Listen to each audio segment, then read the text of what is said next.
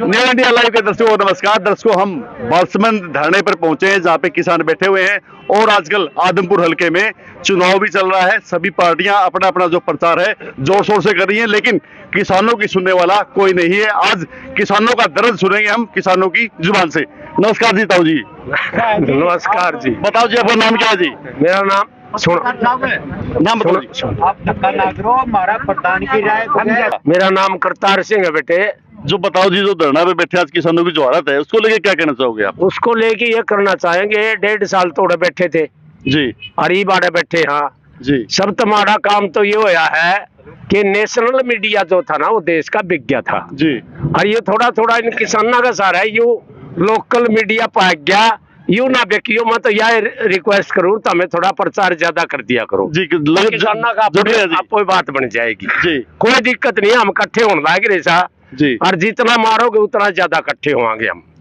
कोई दिक्कत जो आप संगठन बना रहे हो, किस प्रकार का संगठन हमें गांव वाइज बनाएंगे जी, कमेटियां बनाएंगे और उसमें जो उनके गांव की जो भी सामाजिक राजनीतिक और गांव की डेवलपमेंट के जो भी मुद्दे होंगे उन कमेटियों के थ्रू काम करवाएंगे। अब दूर क्यों जावा है, 2 साल हो गए तारी पंचायत बनकर रखी है। 1991 में संवैधानिक बॉडी होगी थी वह और चुनाव तारे टल लाग रहे हैं और उसके बाद भी काम वीडियो करवाने लाग रहा। अब तो चुनाव की घोषणा हो चुकी है, अब तो विकल्प बज रहा है पंचायत के चुनाव। तो पंचायत के चुनाव की घोषणा तो होगी, कितने दिन पाछा हुई जी, कितने दिन पाछा हुई 6 महीने के भीतर होनी चाहिए थी। संवैधानिक बॉडी संविधान का छोड़ दिया जी। यहाँ तो संविधान बचाने का देश बचाने का रोला है जी। बाकी चीज तो बाद में आपको ले लेंगे जी। आपका नाम क्या है जी? मेरा नाम सोनिया दुहन है जी। बताओ जी, जो किसानों के साथ जो आज जो कुछ हो रहा है उसको लेकर आपका क्या कहना है? अभी दादाजी ने बताया था कि एग घोषित इमरजेंसी है और ये सबसे बड़ी इमरजेंसी किसान पे और किसान के बच्चे के ऊपर है। कहीं किसान को मारा जा रहा है और कहीं किसान का बेटा नौजवान मारा जा रहा है और कोई इनकी सुनने वाला नहीं है और इसलिए हमें हर रोज धरनों पे बैठना पड़ता है, चाहे वो हमारा बालसमंद हो, खेदड़ हो या उससे पहले बैठे थे खेड़ी में बैठे थे। हर तीसरे दिन बैठा और 13 महीने दिल्ली बैठ के आए थे। इसका यूं नहीं पता रहा कि ये उलझान लाग रहे हैं या ये जानबूझ कर बिठाने लग रहे हैं। अब बालसमंद में चुनाव भी है, अभी चुनाव के बीच में धरना चल रहा है, इसको लेकर क्या संदेश आपका किसानों को? मैं बस एक के बात कहना चाहूँ, चाहे किसान हो, मजदूर हो या कोई और कम्युनिटी हो, जो भी अपने कामगार लोग हैं, सोच समझ के वोट करियो। जब तारा घर पे कोई भी आवे नहीं उसने नू जरूर पूछ लियो काम क्या कर है, क्वेश्चन पूछना सीखो, सवाल करना पूछ लो और हिसाब लेना सीख लो। ये आप शाणे हो जाएंगे या आप काम करने लग जाएंगे जी। इनेलो के प्रदेश अध्यक्ष हैं नफी सिंह राठी जी, वो भी हमारे बीच में है, यहाँ पे धरने पे पहुंचे हैं। राठी जी, आपका स्वागत है। Thank you. राठी जी, आप धरने पे पहुंचे हो, किस डिमांड को लेके यहाँ पे पहुंचे हो? किसान आज बड़ी तंग हालात में है, क्या कहना है ऐसे में? आप चुनाव भी लड़ रहे हो आपकी पार्टी का। किसानों का मुआवजे को लेकर के धरना चल रहा है। 2020 का 21 का मुआवजा मिला ही नहीं है किसान को जी। तो काफी लंबा धरना चल रहा है। सरकार को चाहिए था कि भाई धरना देने से पहले ही इनका अगर समाधान कर देते तो इनको धरना नहीं देना पड़ता जी। ऐसे ही हालात लगभग 13 महीने दिल्ली के चारों तरफ धरने पर बैठे, टोल हरियाणा में पूरे टोलों पर बैठे किसान, बहुत लंबा धरना चला। जो ये कहा करते कि कानून रद्द नहीं हो सकते, कानून रद्द होने के लिए नहीं बने हैं, अब उनको शर्म आनी चाहिए जी। 700 से ज्यादा किसान शहीद हुए थे जी। राठी जी, आपका फिर प्रधानमंत्री ने माफी मांगनी पड़ी, कानून वापिस लिए। क्यों लोगों को परेशान करते हैं?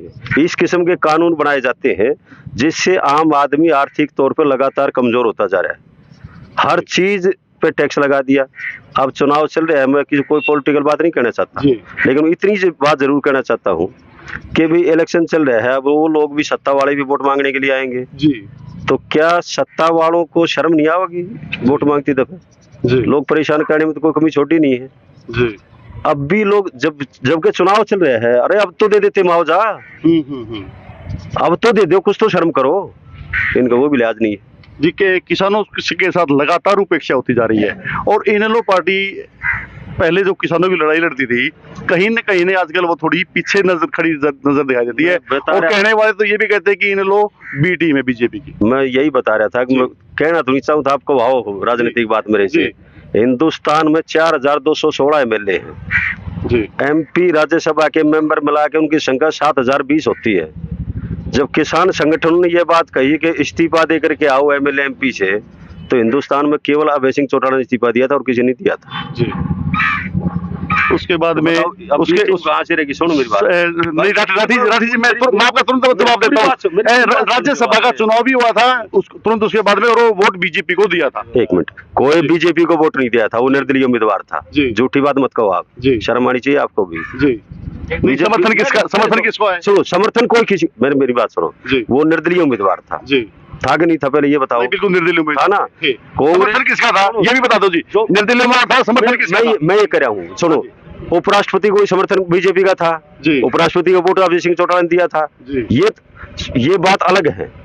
लेकिन मैं ये कह रहा हूँ कि जो जिस किस्म के कानून सरकार बना रही है, कानून बना करके थोप रही है, कोई भी तबका छोटा हो बगैर टैक्स लगाए, तो आप छोटे छोटे बच्चों के प्रकार पे और पेंशन पे भी टैक्स लगा दिए, तो वो आपने पूछ लिया तो राजनीतिक बात कहती है, अदरवाइज मेरा विचार नहीं था कहने का। तो आपको बार हम तो धरने पर समर्थन देना है इनका। जी ये थे नफे सिंह राठी जी, और किसानों से भी बात करी हमने इस धरने के ऊपर। तो सभी ने बताया है कि सरकार को, और अभी चुनाव है, चुनाव में किसानों की जो समस्या है उसका समाधान करना चाहिए, ताकि वो किसान अपने घर का गुजारा कर सके और ये उपचुनाव ठीक तरीके से हो पाए। कैमरामैन सचिन सैनी के साथ सुनील मान, न्यू इंडिया।